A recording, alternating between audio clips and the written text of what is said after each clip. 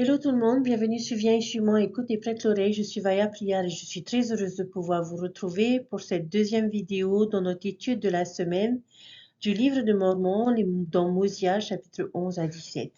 Nous avons vu dans notre première vidéo tout ce qui pouvait tourner autour et concerner le roi Noé qui a pris le gouvernement du peuple après le décès de son père Zénith. Nous avons pu faire la connaissance également d'Abinadi, qui était ce prophète envoyé par Dieu pour prêcher le repentir, prophétiser le repentir au roi Noé. Chers frères et sœurs, j'espère que vous avez lu et médité vos écritures cette semaine et que vous avez pu vous rendre compte du nombre de Noé qui peuvent nous entourer aujourd'hui.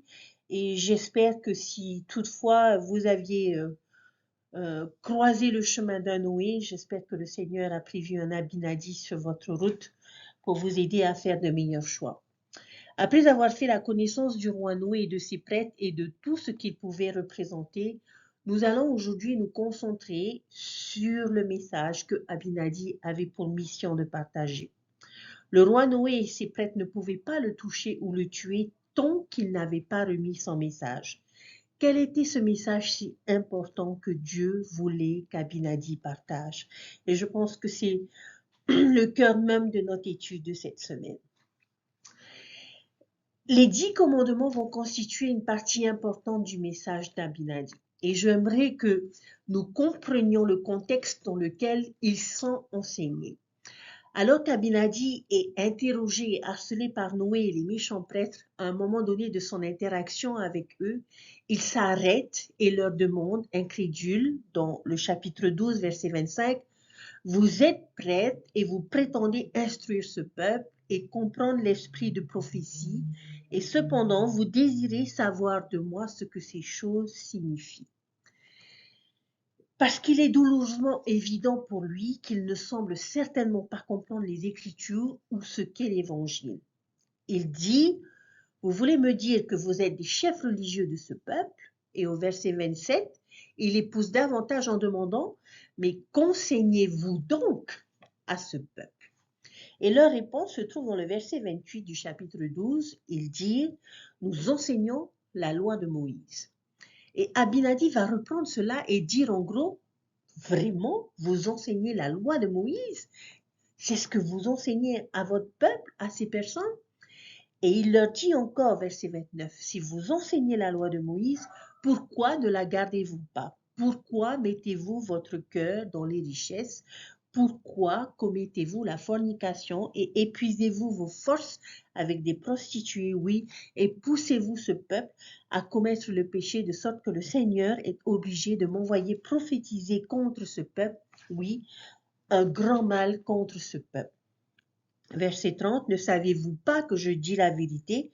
Oui, vous savez que je dis la vérité et vous devriez trembler devant Dieu. Et il arrivera que vous serez frappés pour vos iniquités, car vous avez dit que vous enseignez la loi de Moïse. Et que savez-vous de la loi de Moïse? Le salut vient-il par la loi de Moïse? Que dites-vous? Verset 32, ils répondirent et dirent que le salut venait par la loi de Moïse. Verset 33, mais alors Abinadi leur dit, je sais que si vous gardez les commandements de Dieu, vous serez sauvés. Oui, si vous gardez les commandements que le Seigneur a donnés à Moïse sur la montagne du Sinaï, disant, vous voyez, j'imagine que les méchants prêtres observaient probablement la loi cérémonielle de la loi de Moïse. Ils accomplissaient très probablement les devoirs sacerdotaux que nous voyons accomplir par les prêtres de l'Ancien Testament, c'est-à-dire les sacrifices, les encens, les prières, mais ils ne vivent pas l'Évangile. Ils ignorent commodément la partie de la loi qui dicte une vie juste. Ils n'étaient pas fans de cette partie de la loi. Et j'aime beaucoup cela, le courage et l'audace d'Abinadi. C'est comme s'il disait, vous pensez vraiment que vous enseignez la loi de Moïse? Je suis presque sûre qu'il y a une partie de cette loi appelée les 10 commandements. Et d'après ce qu'ils pouvaient voir, les prêtres enfreignaient chacun d'entre eux, n'est-ce pas? Alors, on va essayer de passer en revue ces choses. Et Abinadi commence à s'en prendre à eux à partir du verset 34. Et il n'en a accompli que 2 avant qu'il ordonne d'être tués. Et vous pouvez comprendre pourquoi.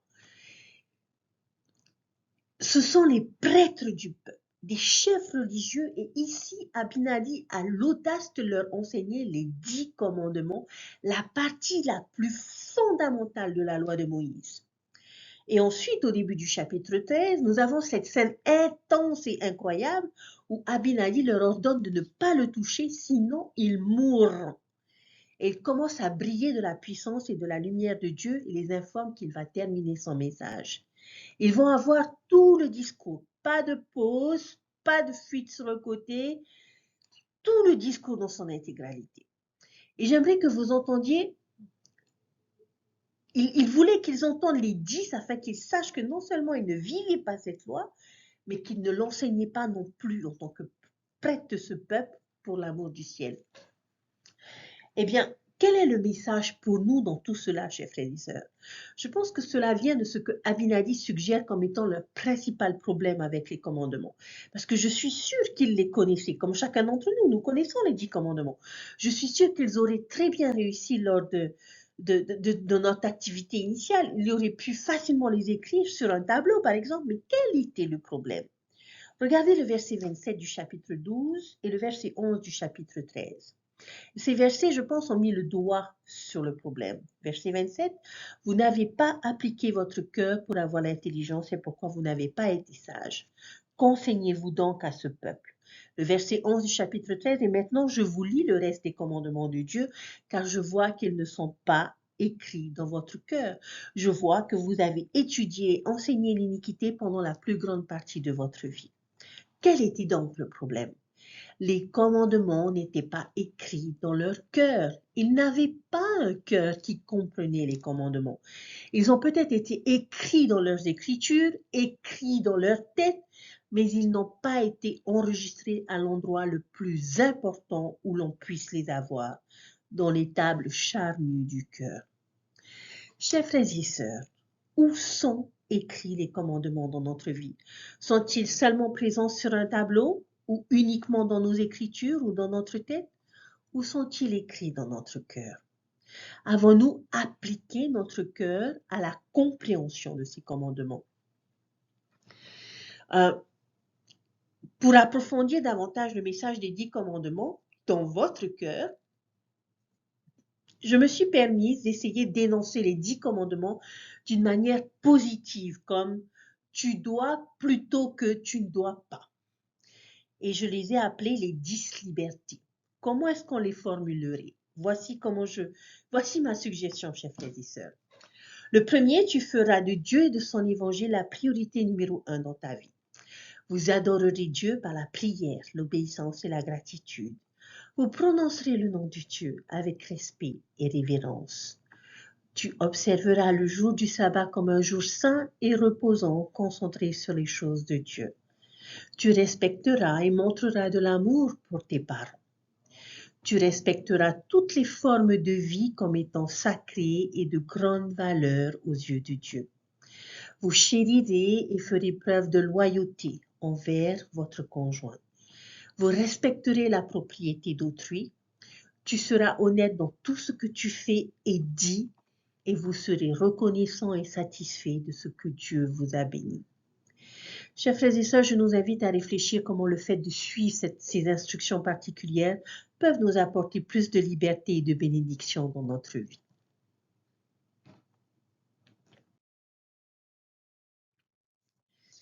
À un moment donné du procès d'Abinadi, les méchants prêtres vont lui poser des questions sur la signification d'un ensemble particulier de versets d'Ésaïe.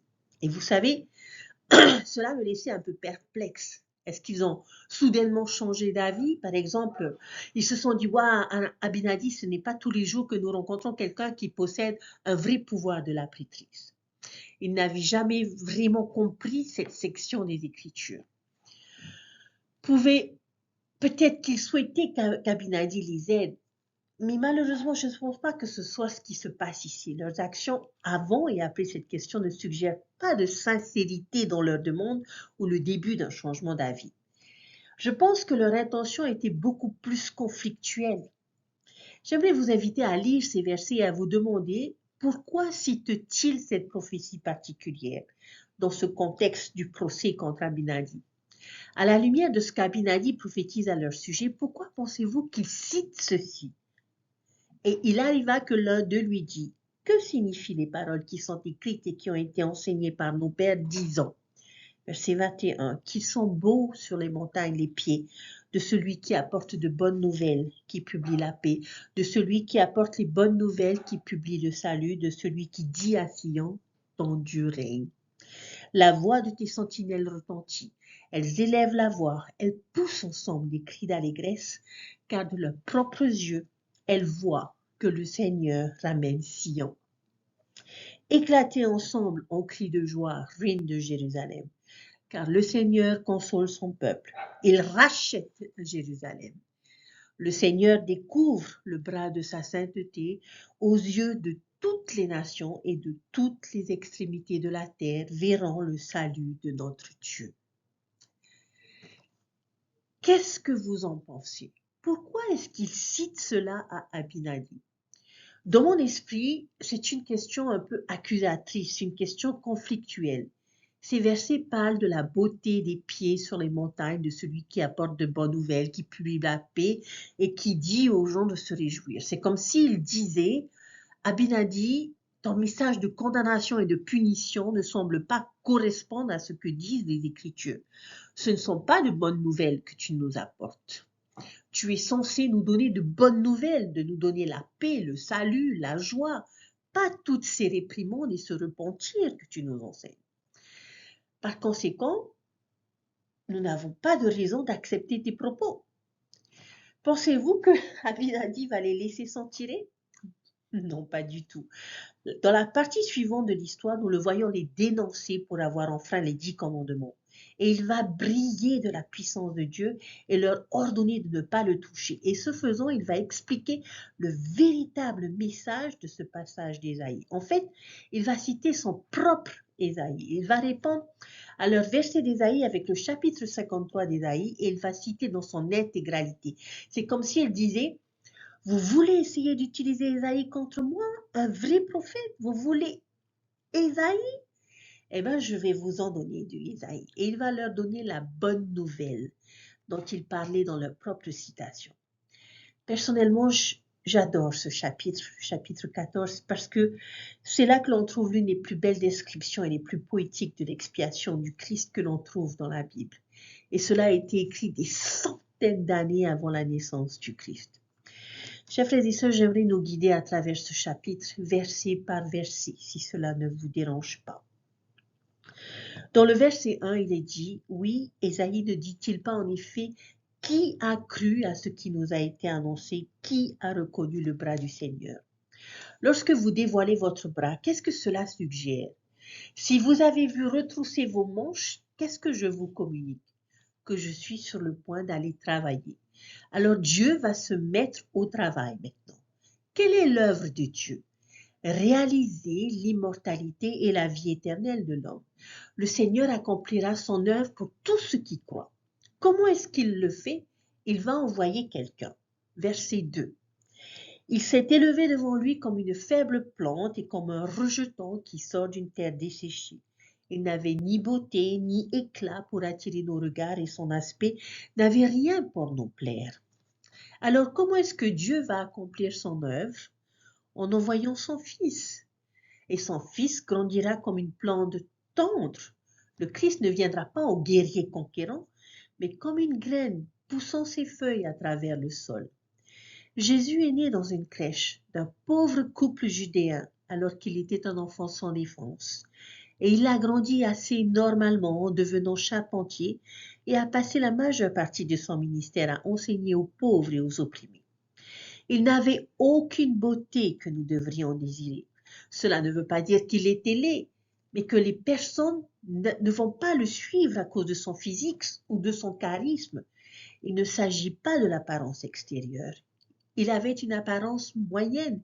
Si nous devions vivre à cette époque, il ne se démarquerait probablement pas parmi la foule. Comme nos prophètes d'aujourd'hui, ce sont des hommes d'apparence normale. Et je peux imaginer Euh, Quelqu'un dit, cet homme plus âgé en costume cravate est un prophète. Mais j'ai imaginé un type du genre euh, Prince Charles vêtu d'une robe avec une barbe blanche ou tenant un bâton. Mais c'est ainsi que Dieu agit habituellement, toujours à travers des gens ordinaires qui font des choses extraordinaires. Verset 3. Méprisés et abandonnés des hommes, hommes de douleur et habitués à la souffrance, semblable à celui dont on détourne le visage. Nous l'avons dédaigné, nous n'avons fait de lui aucun cas.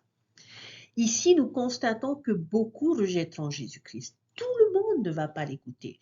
Il ne sera pas estimé. Et puis ces phrases selon lesquelles il est un homme de chagrin et familier avec le chagrin. J'ai un peu de mal avec cela. Jésus était-il une personne triste, triste et solennelle? Je ne pense pas. Si la méchanceté n'a jamais été le bonheur, mais que la justice l'est, alors Jésus, en tant que personne la plus juste qui ait jamais vécu, a dû aussi être la plus heureuse. Et je l'imagine en train de rire, sourire, jouer avec des enfants et être une personne agréable à côtoyer. Alors pourquoi Ésaïe le décrit-il comme un homme de chagrin? Je pense que le verset suivant contient la réponse. Verset 4 nous dit, cependant, ce sont nos souffrances qu'il a portées, c'est de nos douleurs qu'il s'est chargé. Et nous l'avons considéré comme puni, frappé de Dieu et humilié. Donc c'est nos chagrins qu'il porte. Et nos chagrins, c'est pourquoi il est un homme de chagrin. Et ici, nous obtenons le début de nos phrases d'expiation. Et il y en a beaucoup dans ce chapitre. Il exprime de multiples manières l'idée que Jésus prendra sur lui nos péchés et nos peines. Verset 5. On en trouve beaucoup. Mais il était blessé pour nos péchés, brisé pour nos iniquités. Le châtiment qui nous donne la paix est tombé sur lui, et c'est par ses meurtrissures que nous sommes guéris. Permettez-moi d'aller de l'avant et de vous donner le reste dans ce chapitre. Au verset 6, le Seigneur a fait retomber sur lui les iniquités de nous tous. Verset 8, frappé pour les péchés de mon peuple. Verset 11, il se chargera de leurs iniquités. Verset 12, il a porté les péchés de beaucoup d'hommes. Toujours au verset 12, il a intercédé pour les coupables. C'est le miracle de l'expiation. Qu'il prend sur lui mes péchés et mes souffrances pour satisfaire aux diligences de la justice. Les contraires sont humiliants. Son chagrin nous apporte le soulagement. Son chagrin nous apporte la joie. Ses blessures guérissent les nôtres. Ses bleus nous apportent la plénitude. Son châtiment nous apporte la paix. Ses coups nous libèrent du châtiment. Son dos porte le fardeau de nos iniquités, ainsi afin que nous puissions marcher en droiture devant Dieu. Sa frappe nous rend complets, son intercession fait des transgresseurs des saints. Verset 6. Malheureusement, comment est-ce que beaucoup réagissent à cette bénédiction? Nous étions tous errants, comme des brebis. Chacun suivait sa propre voie, et le Seigneur a fait retomber sur lui les iniquités de nous tous. Alors que faisons-nous? Eh bien, nous nous tournons vers notre propre chemin. Nous disons, je veux faire ce que je veux, je peux faire ce que je veux. Ce qui est convaincant cependant, c'est qu'il compare cette attitude à celle des moutons. Peut-être qu'ils pensent qu'ils le sont, mais ils font tout la propre chose de la même manière. Quel est le credo du monde? Je veux être différent, comme tout le monde. Se rebeller contre les normes sociétales le font généralement de la même manière. Le même look, les mêmes modes, le même style de vie. Verset 7. Il a été maltraité et opprimé, et il n'a point ouvert la bouche, semblable à un agneau qu'on mène à la boucherie, à une brebis muette devant ceux qui l'attendent. Il n'a point ouvert la bouche. Que cela soit censé être encourageant ou non, il se compare également à une brebis dans ce verset. Et en quoi Jésus-Christ était-il comme cette brebis? Il est souvent appelé l'agneau de Dieu, parce qu'il était le sacrifice de Dieu pour le monde. Mais il a aussi très humblement accepté ce sacrifice, il n'y a pas résisté. Il s'est entièrement soumis à la volonté de son Père. Et cela me fait penser à ce moment avec Ponce Pilate où les foules crient pour sa crucifixion avec tout le pouvoir du monde pour se sauver, pour appeler les légions d'anges pour le protéger. Mais il se tenait docilement et accepta le jugement. Il se laissa crucifier même s'il avait à tout moment le pouvoir de l'arrêter. Maintenant, au verset 8, une question très importante est posée. Il a été pris de la prison et du jugement, et qui déclarera sa génération? Car il a été retranché de la terre des vivants et frappé pour les péchés de mon peuple. Que demande-t-il ici? Il demande qui déclarera sa génération?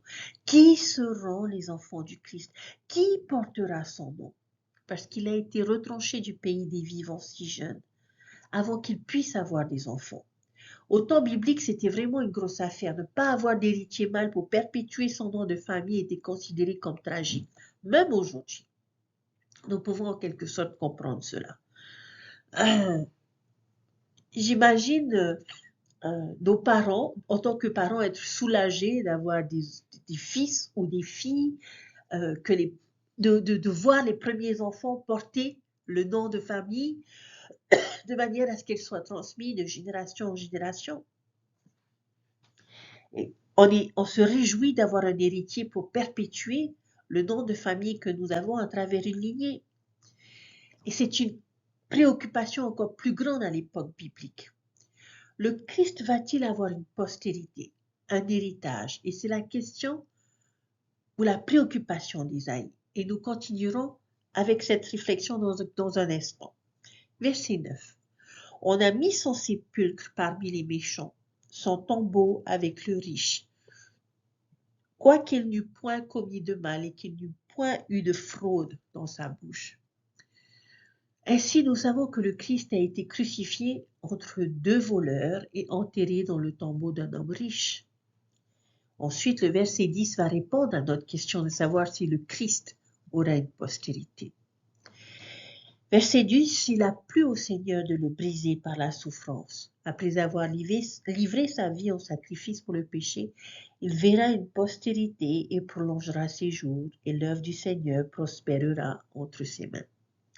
Alors oui, Jésus aura des enfants, il aura une postérité, et il les verra lorsque son âme sera offerte en sacrifice pour le péché. Après avoir accompli son expiation, il verra alors sa postérité et ses héritiers. Et que ressentira-t-il face à ce sacrifice une fois qu'il sera terminé? Verset 11, à cause du travail de son âme, il rassasiera ses regards par sa connaissance. Mon serviteur juge justifiera beaucoup d'hommes et il se chargera de leurs iniquités. Fascinant, n'est-ce pas? À quoi compare-t-il son expiation? Quelle est la métaphore? Travail d'accouchement. Nous, en tant que maman, nous savons ce que cela représente, de mettre au monde un enfant. Il y a beaucoup de douleur, beaucoup d'inconfort, beaucoup d'agonie associée à l'accouchement.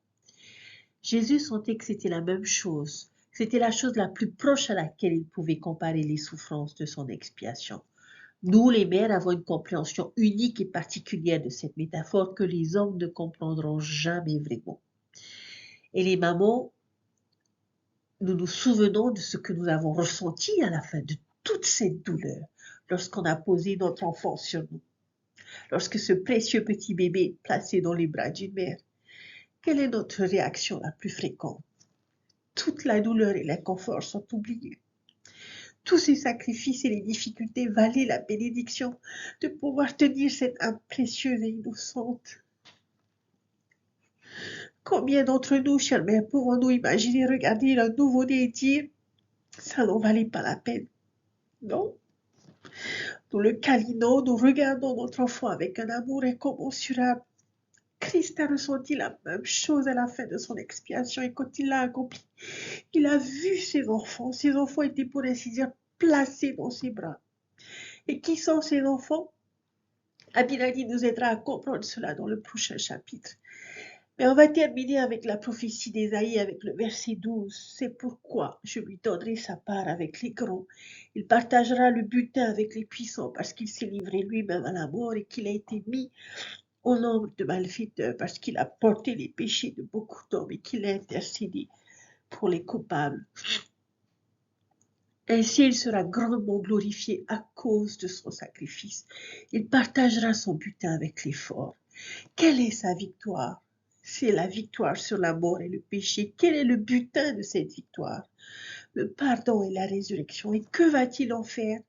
Les partager, les répartir entre les forts ou les justes. Qu'est-ce qu'on aime Ésaïe? Il avait un tel don pour écrire magnifiquement sur le Christ et il n'est pas étonnant que Jésus nous ait ordonné de sonder diligemment ses paroles. Chers frères et sœurs, Jésus-Christ a porté nos chagrins, nos péchés, nos iniquités afin que nous puissions être pardonnés et guéris. Nous venons de lire ici chaque verset de la prophétie d'Ésaïe. Quel verset avez-vous préféré? Comment a-t-il approfondi votre compréhension du sacrifice du Christ pour vous? J'aimerais offrir mon témoignage personnel et ma gratitude à mon Sauveur pour avoir accepté de prendre sur lui mes peines et mes péchés. J'ai ressenti à plusieurs reprises dans ma vie que le fardeau de ces choses était soulagé et allégé. Je sais que cela n'a été possible que grâce à l'expiation de Jésus-Christ. Et après avoir étudié ce chef-d'œuvre de chapitre, je sens que je le comprends et le connais un peu mieux, et je l'aime d'autant plus.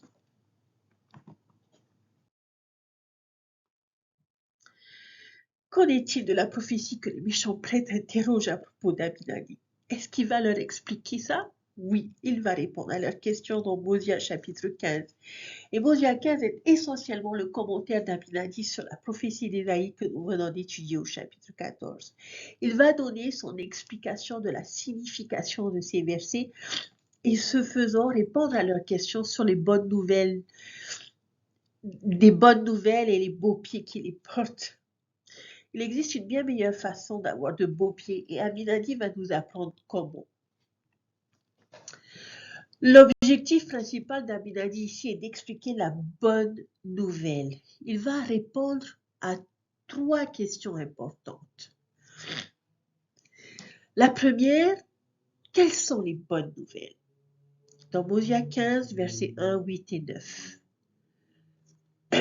La deuxième, qui est la postérité du Christ?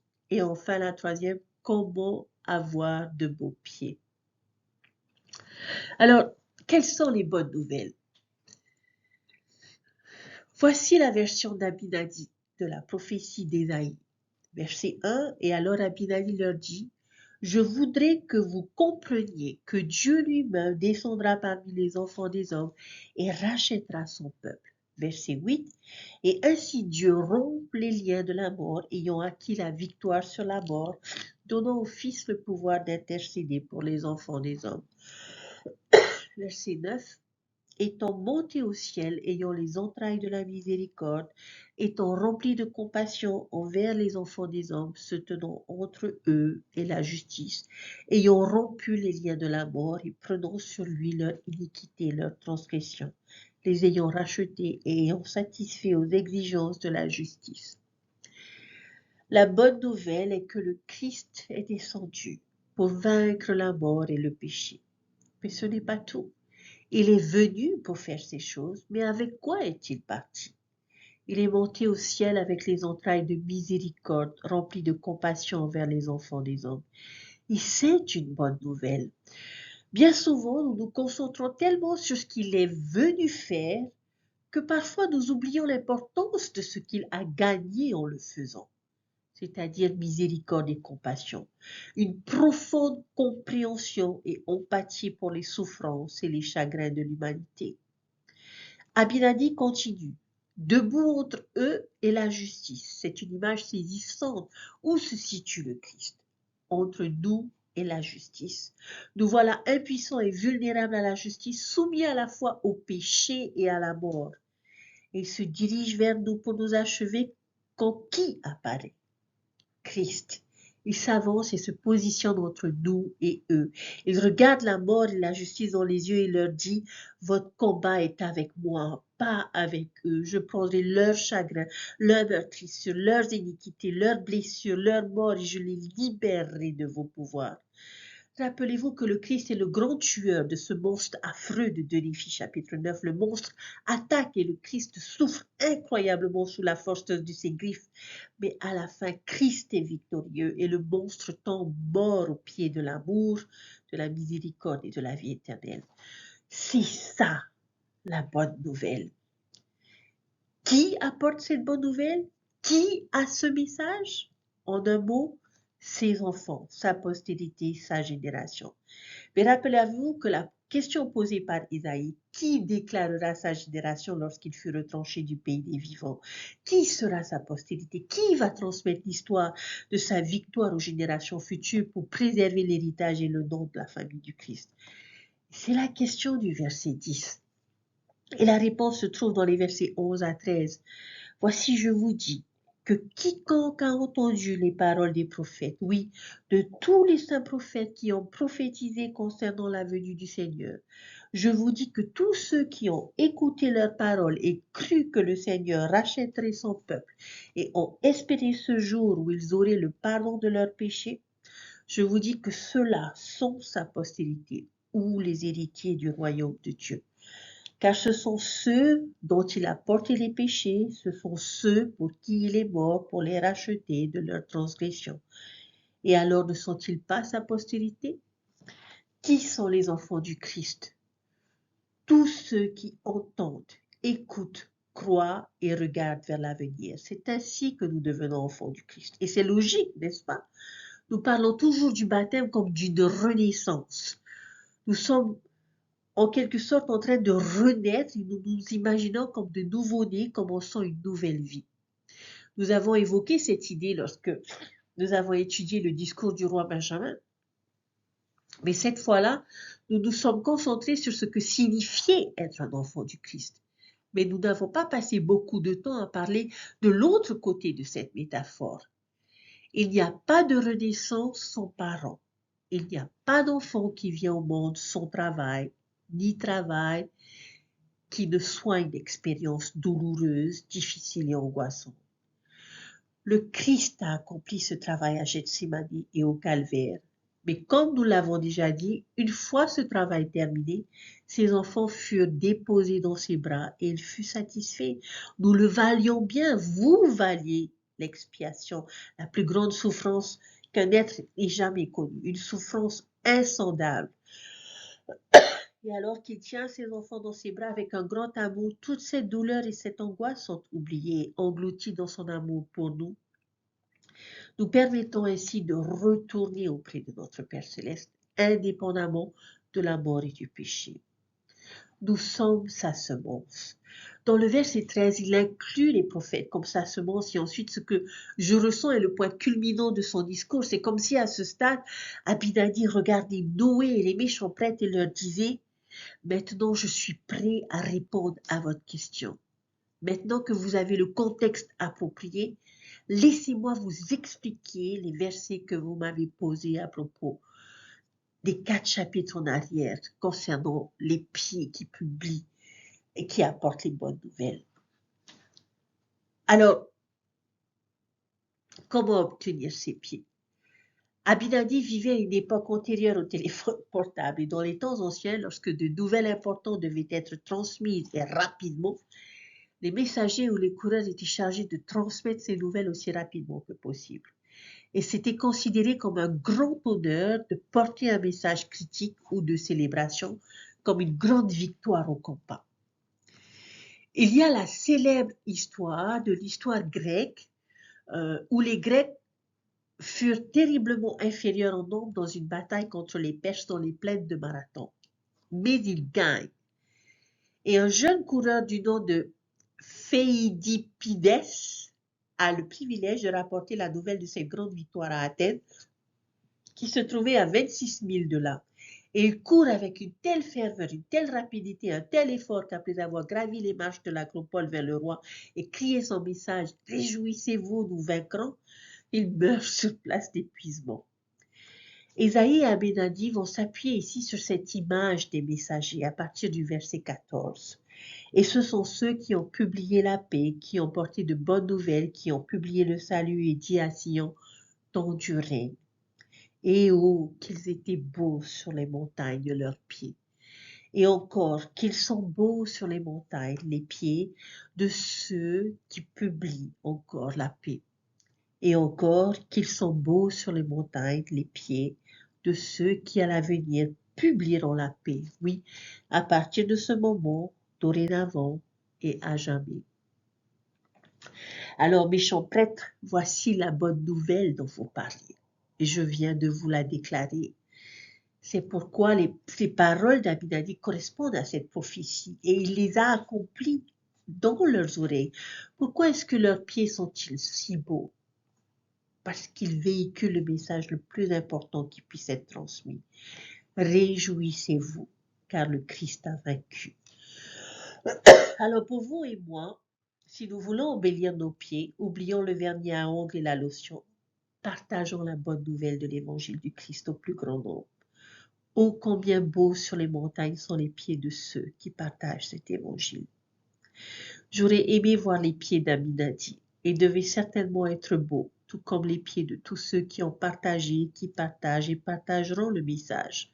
Ont de beaux pieds, je pense notamment à nos chers missionnaires sur le champ de la mission. D'Adam à Pierre en passant par Joseph Smith et Russell M. Nelson, chaque prophète, chaque missionnaire, chaque converti, chaque enfant fidèle, chaque disciple de Jésus-Christ dans le monde entier a de beaux pieds. Mais Abinadi a encore quelque chose à ajouter. Regardez les versets 18 à 19. Et voici, je vous dis, cela n'est pas tout. Car oh, comme ils sont beaux sur les montagnes les pieds de celui qui apporte de bonnes nouvelles, oui, qui est le fondateur de la paix, oui, le Seigneur qui a racheté son peuple, oui, lui qui a accordé le salut à son peuple. Car s'il n'y a pas la rédemption qu'il a faite pour son peuple, qui fut préparée dès la fondation du monde, je vous le dis, s'il n'y avait pas cela, toute l'humanité aurait dû périr. Chers frères et sœurs, nous avons ici la plus belle paire de pieds qui ait jamais marché sur le sol, sur cette terre. Et ce sont les pieds de notre Seigneur et Sauveur Jésus-Christ. Les pieds qui ont parcouru les routes poussiéreuses de la Palestine, guérissant et enseignant. Les pieds qui se sont tenus au sommet des vagues de la mer de Galilée.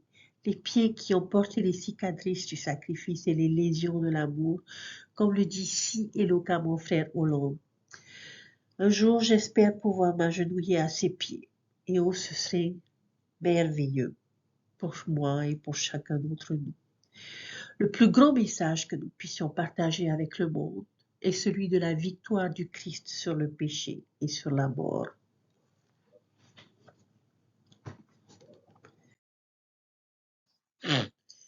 Il y a une dernière section, chers frères et sœurs, dans Mosia chapitre 17, sur laquelle j'aimerais m'attarder avant de conclure. Dans le chapitre 17, nous découvrons que tous les méchants prêtres ne sont pas insensibles aux enseignements d'Abinadi. L'un d'eux, un homme du nom d'Alma, va reconnaître la véracité des prophéties d'Abinadi et le défendre. Il va croire ses paroles et plaide pour qu'Abinadi soit libéré. Cela met le roi Noé en colère et chasse Alma. Et après réflexion, décide d'envoyer ses serviteurs pour le tuer. Nous devons nous arrêter et réfléchir à ce que cela a dû apparaître à Abinadi. Il est très probable qu'Abinadi soit mort en pensant que son témoignage n'avait aucun effet sur ceux à qui il prêchait, que ses enseignements avaient été vains. Son seul converti dans son esprit était probablement déjà mort au moment où il le brûle. Il ne savait pas que cette personne, Alma, jouerait un rôle si important dans la future histoire spirituelle et le récit des Néphites et du livre de Mormon en général. Il ne savait pas que ces paroles seraient enregistrées, mémorisées et lues par des millions de personnes à l'avenir, y compris vous et moi en ce moment. Nous parlons encore de ces enseignements et d'être inspirés et transformés par eux des centaines d'années plus tard. Peut-être devrions-nous garder cela à l'esprit lorsque nous réfléchissons à nos propres efforts pour partager l'Évangile. Nous ne savons jamais l'impact que nos actions et notre témoignage peuvent avoir sur les autres et les générations futures. Même si nous sentons que nous n'avons pas fait grand-chose ou que nous n'avons pas connu beaucoup de succès, Abinadi constitue un exemple du type d'impact qu'une personne prête à témoigner de la vérité peut avoir. Mais Alma n'est pas tué, sa vie est épargnée et après avoir échappé à la cour du roi Noé, il se rend secrètement parmi les gens enseignant les paroles d'Abinadi. Ensuite, il conduit un petit groupe de croyants à un endroit appelé les eaux de Mormon et là, il leur enseigne ainsi qu'à nous, comment devenir la postérité du Christ. Alma a dû être touché par les enseignements d'Abinadi à ce sujet et nous trouvons au verset 22 qu'ainsi il devint enfant de Dieu. Et comment est-ce que cela est arrivé? Lorsqu'ils se font baptiser, ils font une promesse, une alliance avec leur Père céleste. Et qu'est-ce qu'une alliance? Elder Christopherson explique qu'une alliance est un accord entre Dieu et l'homme, un accord dont les termes sont fixés par Dieu. Et dans ces accords divins, Dieu s'engage à nous soutenir et à nous sanctifier, à nous exalter en échange de notre engagement à le servir et à respecter ses commandements. Excusez-moi. Alors, je pense que nous pouvons nous poser la question, quelle était l'alliance que nous avons conclue? Comment, qu'avons-nous promis à Dieu en nous faisant baptiser? Alma répond à cela dans le chapitre 18, les versets 8 à 13, et je nous invite à lire et à méditer ces versets. Et ce que j'aime vraiment dans cette liste d'alliances, c'est qu'elle est principalement pleine de choses que nous faisons les uns pour les autres. Être un témoin du Christ, c'est avant tout être un genre de personne et pas seulement croire en certaines choses. Comment est-ce que les personnes sauront que nous sommes des disciples du Christ? Par la manière dont nous nous traitons. Nous nous réconfortons les uns les autres, nous pleurons les uns avec les autres, nous portons les fardeaux les uns les autres, nous nous servons les uns les autres. C'est peut-être le plus grand témoignage que nous pouvons rendre au monde. Notre personnalité, notre communauté, la façon dont nous agissons les uns envers les autres est quelque chose qui attirera fortement les personnes vers l'évangile. Rappelez-vous ce que Jésus a dit lors de la dernière scène. À ceux-ci, tous connaîtront que vous êtes mes disciples si vous avez de l'amour les uns pour les autres. Notre amour est ce qui définit le statut de disciple du Christ, chers frères et sœurs. Nous pouvons être le genre de personnes qui poussent les autres à dire « Regarde ces chrétiens. Je comprends toute leur doctrine ou croyance, mais ce sont des gens si bons et si aimants. Regarde comme ils se traitent les uns les autres. Regarde comment ils se servent et s'entraident. Regarde comment ils vivent leur religion. Dieu doit sûrement être parmi eux. Peut-être deviendront-ils si curieux ou désireux de ces mêmes bénédictions qu'un jour eux aussi souhaiteront entendre le message. Mais qu'en est-il de l'autre côté de l'alliance? Que nous promet Dieu si nous respectons notre part de l'accord? Lorsque nous cherchons dans les versets la part de Dieu, nous découvrons que nous pouvons être rachetés de Dieu, comptés parmi ceux de la première résurrection, la résurrection des justes au début de la seconde venue, et la vie éternelle, afin qu'il réponde plus abondamment sur nous, son esprit. Et il répète ces mêmes promesses. Chers frères et sœurs, lorsque nous sommes baptisés, nous concluons une alliance avec Dieu. Et je suis instructrice de l'école du dimanche dans ma classe. Et pas plus tard que il y a 2 semaines, lors de notre réunion de témoignage du mois de mai, une amie de l'église a trouvé le courage de se lever et de venir partager son témoignage, et notamment une expérience qu'elle avait vécue à Salt Lake City, où elle était descendue avec toute sa famille pour faire des recherches de généalogie. Cette sœur, depuis un certain moment, vient régulièrement dans notre classe, dans notre paroisse, assiste à la réunion de Sainte-Seine et à nos classes de la Société de secours et de l'école du dimanche. Dans ma paroisse, je suis l'instructrice de l'école du dimanche pour la classe des adultes en français de ma paroisse, et cette sœur participe activement à notre classe de l'école du dimanche. Et il y a 2 dimanches, j'étais revenue sur son témoignage, sur l'importance d'être des disciples du Christ en rapport avec ce que le roi Benjamin enseignait. Et elle a précisé à nouveau que ce qui l'a encore plus convaincue à se joindre à l'Église était la manière dont elle avait été traitée à Utah, à Salt Lake City, notamment dans ses recherches, dans son accompagnement, pour faire de la généalogie. Elle s'est retrouvée entourée de personnes serviables, aimantes, sincères, qui ne voulaient que son bien, qui ne cherchaient pas leur intérêt, mais qui voulaient vraiment répondre à chacun de ses besoins, tant personnels que spirituels, que généalogiques. Et c'est ça qu'elle a juste trouvé formidable et qui lui a davantage donné envie de se joindre à l'Église. Je suis reconnaissante vis-à-vis de ses membres, chers frères et sœurs, pour avoir été de véritables disciples du Christ, parce qu'ils ont su traiter cette sœur de la meilleure des façons, de manière à ce qu'elle puisse avoir un avant-goût de ce qu'est l'amour de Dieu et l'amour de notre Sauveur Jésus-Christ. Chers frères et sœurs, malheureusement, ce n'est pas le cas pour tout le monde. Et je suis triste d'entendre certaines personnes choisir de quitter l'Église ou de ne plus venir à l'Église parce qu'ils n'ont pas ressenti cet amour dont ils avaient besoin, mais qu'ils se sont sentis jugés plus qu'aimés. Alors je nous invite, chers frères et sœurs, à être des instruments entre les mains de notre Père Céleste et de notre Sauveur Jésus-Christ pour aider les personnes à venir à lui, à goûter à sa miséricorde et à sa compassion et sa grâce infinie pour chacun d'entre nous. Que ce soit entre nous les membres ou avec les amis de l'Église, que nous puissions apprendre à mieux nous traiter les uns les autres. Arrêtons de nous juger, s'il vous plaît. Arrêtons. Le Sauveur ne serait pas là avec nous dans nos discussions à juger les autres. Le Sauveur ne serait pas à l'origine d'un commérage. Le Sauveur ne serait pas là avec nous pour pointer du doigt quelqu'un d'autre. Au contraire, il ferait abstraction de toutes nos imperfections parce que c'est ce qu'il a fait dans son sacrifice. Il n'a pas dit « je sauve telle personne mais pas celle-là parce que je l'aime pas ».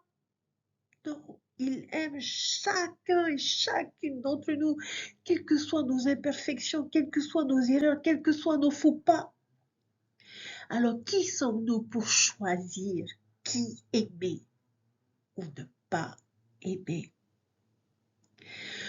Si nous avons contracté l'alliance d'être des témoins du Christ en tout temps, en toutes choses et en tout lieu, je prie, chers frères et sœurs, que nous le fassions à la manière du Seigneur et que nous soyons le reflet du Christ dans la manière dont nous traitons les autres, dans la manière dont nous les regardons, dans la manière dont nous parlons d'eux. Parce que c'est ce que le Christ attend de chacun d'entre nous.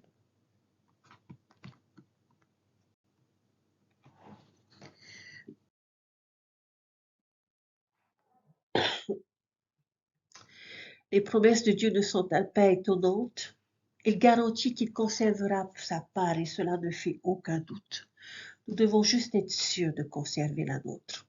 Et même si le jour où nous avons fait ces promesses peuvent sembler un lointain souvenir, elles restent applicables et pertinentes aujourd'hui. En fait, chaque dimanche, nous nous engageons à nouveau à respecter ces promesses par l'ordonnance de la Sainte Seine. En gardant cela à l'esprit, je prie pour que nous sentions l'Esprit de Dieu se répandre plus abondamment sur nous alors que nous nous efforçons de vivre les alliances que nous avons contractées. C'est ainsi que nous devenons enfants du Christ, à travers cette renaissance miraculeuse qui a eu lieu lorsque nous sommes sortis de l'eau pour commencer notre vie de fils et de filles de Dieu et du Christ. Je vous témoigne, chers frères et sœurs, que Jésus-Christ a pris sur lui nos douleurs, nos chagrins, nos imperfections, nos fautes, nos erreurs, qu'il a enduré toute la souffrance inimaginable, au-delà de la souffrance qu'une mère peut ressentir lorsqu'elle met au monde un enfant, mais que toutes ces souffrances et ces douleurs qu'il a dû subir, il les a oubliées parce qu'il nous aimait, parce qu'il a eu le témoignage et la certitude que par lui et grâce à lui, nous pouvions être sauvés. Jésus-Christ est notre Sauveur et notre Rédempteur. Et je prie que nous puissions être le Sauveur d'une personne, ou que nous puissions être un Abinadi sur la route d'une personne, chers frères et sœurs, et que nous puissions témoigner de l'expiation de notre Sauveur Jésus-Christ pour chacun d'entre nous, que rien n'est perdu et que toute cette souffrance en valait vraiment la peine, parce que nous avons tous de la valeur aux yeux de Dieu et de notre Sauveur Jésus-Christ. Et ne laissez jamais personne vous faire croire le contraire. Je nous invite à nous aimer davantage, à moins nous juger, à être plus serviables et compatissants, de manière à ce que nous ayons le désir de vivre ensemble pour toute l'éternité. C'est mon message et mon témoignage que j'aimerais vous laisser aujourd'hui, et je prie que vous puissiez lire vos Écritures, méditer, creuser profondément, de manière à ce que vous obteniez votre propre connaissance, votre propre témoignage, et que vous entendiez le message que le Seigneur a pour chacun d'entre vous dans votre vie, selon vos circonstances. Et je laisse toutes ces choses au nom de Jésus-Christ. Amen. Je vous souhaite à tous un merveilleux week-end. J'ai une pensée pour nos amis et nos frères et sœurs de Nouvelle-Calédonie. Que le Seigneur puisse vous aider et vous bénir dans cette difficile épreuve. Prenez soin de vous, chers frères et sœurs. Et pour une fois, je vous dirai, prenez soin des autres également. À bientôt. Bye.